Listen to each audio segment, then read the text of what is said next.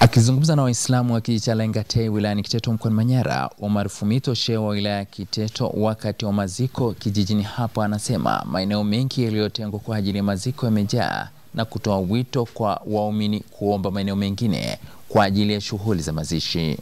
Hatuna mpango mbadala kwamba kila nafsi itakufa na lazima itazikwa, na huu ndio mstari wa mwisho hapa.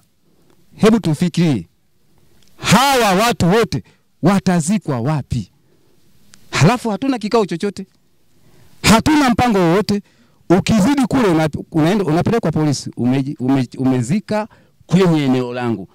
Hivi lazima tukae alafu tujitambue.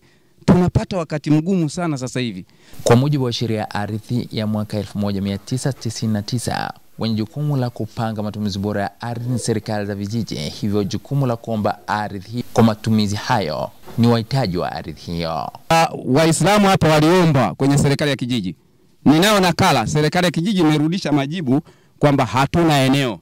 Hivi katika akili ya kawaida, hapa Lengatei hatuna eneo?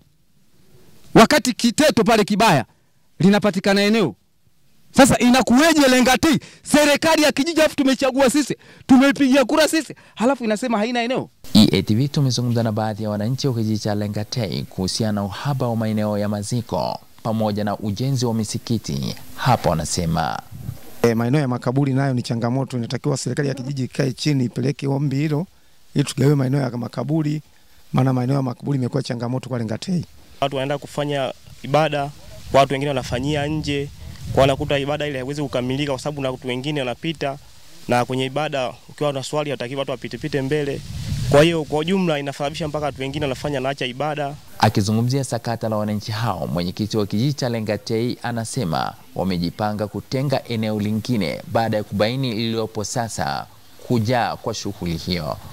Lakini ngoja changamoto tayari shajitokeza kwenye vikao, tushajadili tayari. Ipo kwenye vikao vinaokuja tunafanyia mpango ambao wa kuitatua hilo kero, ni kwamba kutoondoa makaburi kwenye makaburi haya ya zamani ya sasa hivi, tutapeleka kwenye makaburi ya zamani kule kwenye shamba la vitongoji Vilala na Kagesa. Mimi ni Mohamed Chumvi, askari wa mwamvuli wa EATV.